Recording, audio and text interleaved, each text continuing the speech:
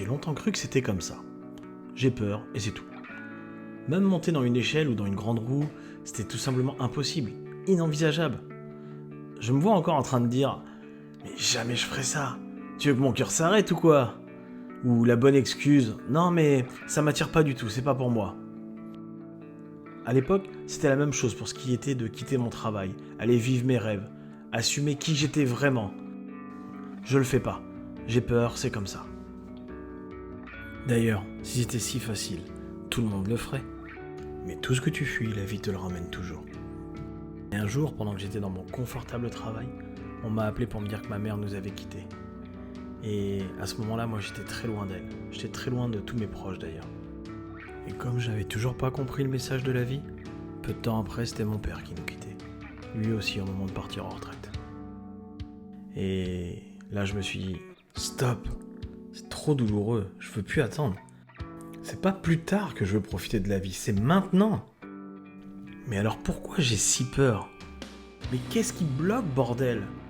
J'ai eu vraiment besoin de comprendre. J'ai donc pris la décision de comprendre pourquoi j'avais ces peurs. J'ai épluché tellement de formations, de séminaires, de livres sur le sujet de la peur. T'as même pas idée. Mais ce que j'ai découvert sur le chemin, en fait, ça a été encore plus beau que ce que je pouvais imaginer.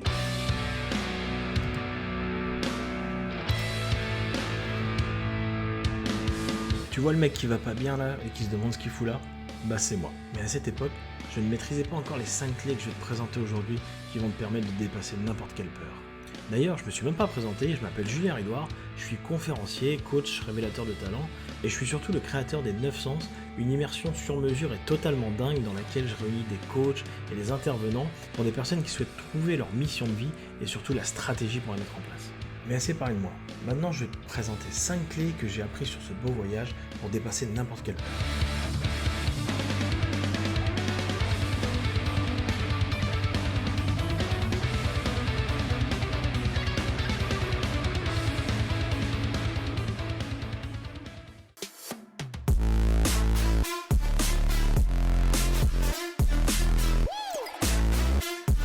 Ça va peut-être te paraître bête, mais j'avais oublié un truc hyper important. C'est que c'est normal d'avoir peur. Dans la vie, on aurait plus de problèmes à pas avoir peur en fait. Par exemple, je voulais l'éradiquer juste parce que c'était inconfortable. Mais cet inconfort, il a un sens. Quand je monte dans ma voiture, ce serait inconfortable pour moi que le voyant d'huile il s'allume. Mais est-ce que c'est pour ça que je dois prendre le risque de le débrancher pour pas vivre l'inconfort de le voir allumer ? Il a une utilité ce voyant. Et j'aurais de plus gros problèmes si je le laisse pas jouer son rôle. En ce qui nous concerne, c'est pareil. Éviter l'inconfort de la peur, ça nous empêche de jouer notre rôle. Car, oui, je pense qu'on a tous un rôle à jouer. Et on a souvent la pensée délirante de croire que cet inconfort, il va jouer toute notre vie. Par exemple, avant ma première prise de parole en public, je me racontais une histoire de dingue. Genre, j'allais foirer lamentablement, ça allait me suivre toute ma vie. Mais n'importe quoi. En fait, j'avais peur parce que je fantasmais tellement dessus que j'imaginais un impact sur toute ma vie. Donc la clé numéro 1, c'est que c'est normal d'avoir peur.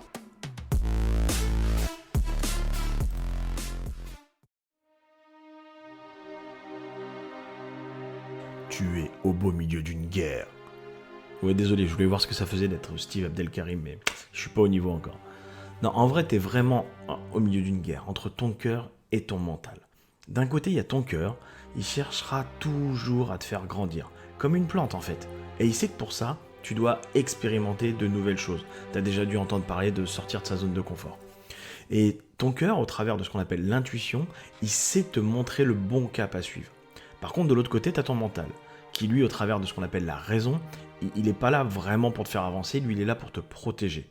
Ainsi, il va te dire sans cesse « Écoute pas ton cœur, c'est dangereux, emprunte plutôt cet endroit-là, où t'es déjà passé, que tu connais, c'est parfait. » Du coup, il va te faire tourner le dos au cap que te donne ton cœur, pour te montrer une route que tu connais déjà en fait. Donc on l'a vu dans la clé numéro 1, que tu aies peur, c'est normal. Ça va bouleverser ce que ton mental avait prévu. Par contre, si tu te mets à écouter les chuchotements de ton cœur, tu réaliseras que depuis toujours, il te prépare à traverser ces périodes difficiles, mais que ton mental, il est tellement préoccupé à te détourner de ta destination qu'il t'empêche de voir toutes ces zones de turbulence qui en fait sont inévitables. Donc tu l'as compris. Oui, il y aura des challenges, mais la clé 2 est sûrement peut-être la plus importante de toutes pour combattre tes peurs, écoute ton cœur.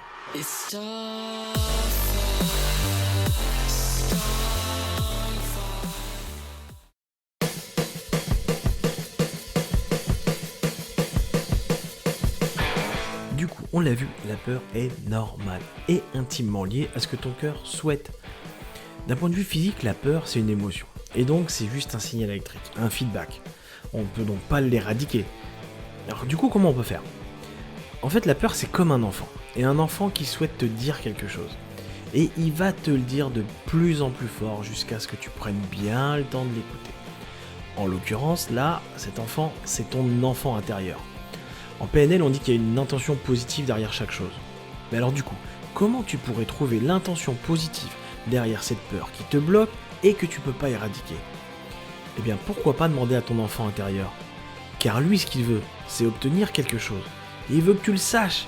Donc il va te le répéter, te le répéter, te le répéter de plus en plus fort jusqu'à être sûr que tu es bien entendu et bien compris. Du coup, si tu l'écoutes et qu'il obtient ce qu'il veut, non seulement il va se taire, mais en plus il sera heureux car il va repartir avec un cadeau. Mais alors attends une minute. Si cet enfant, c'est toi, ce qu'on est en train de se dire, c'est que si tu écoutes le message derrière ta peur, c'est toi qui repars avec un cadeau.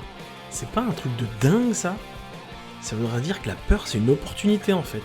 Waouh ! Donc la clé numéro 3, trouve le cadeau derrière ta peur.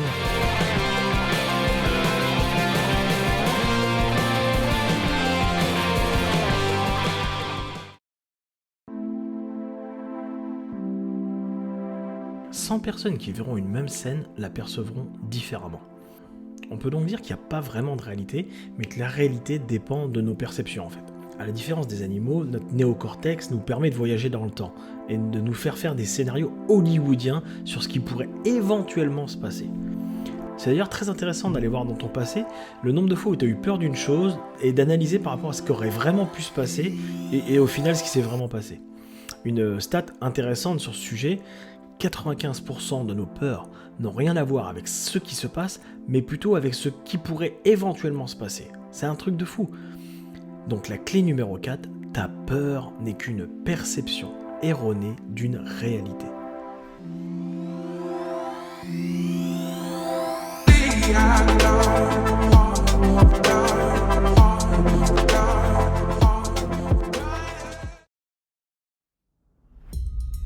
Combien de fois j'entends les gens me dire « je suis timide ». Il suffit que je leur demande « ok, mais comment tu le sais ?» pour qu'elles découvrent par elles-mêmes qu'en fait, elle croyait être timide, mais qu'elle est juste concentrée sur les moments où elle a été timide.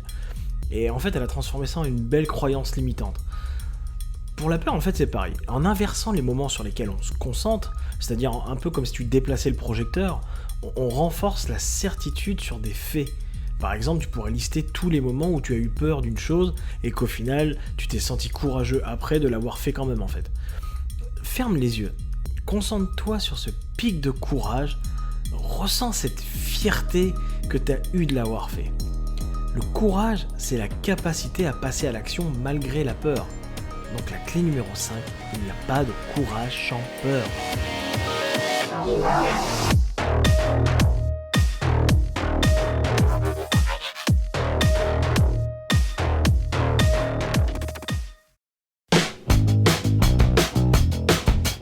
Quand tu connais les gens, tu aimes les gens.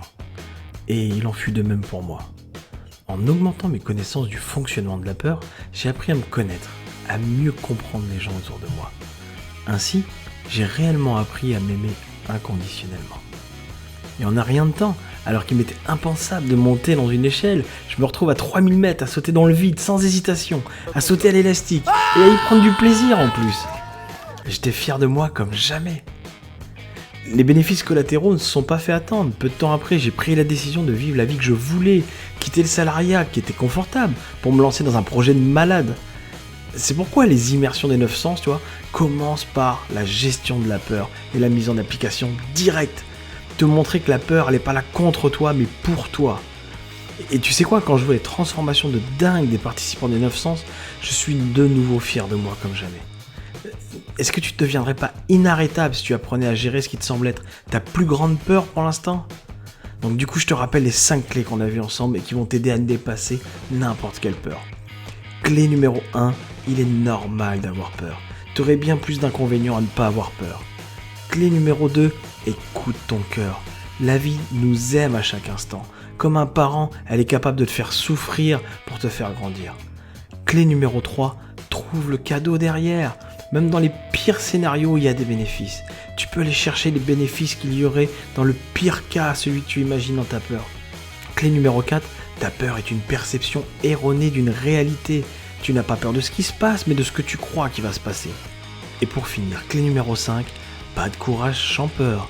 Car quand on y pense, il n'y a jamais eu de grande réussite sans échec, de maîtrise sans erreur, du social sans rejet. Et au final, t'en sors toujours grandi. En conclusion, tu auras toujours peur de quelque chose et tant mieux. Avant, j'avais peur du vide, maintenant, vu le prix de l'essence, j'ai peur du plein. Plus sérieusement, la peur, c'est une émotion puissante, sûrement la plus puissante de toutes. Mais à toi de décider si tu souhaites l'utiliser contre toi ou pour toi. Belle vie à toi.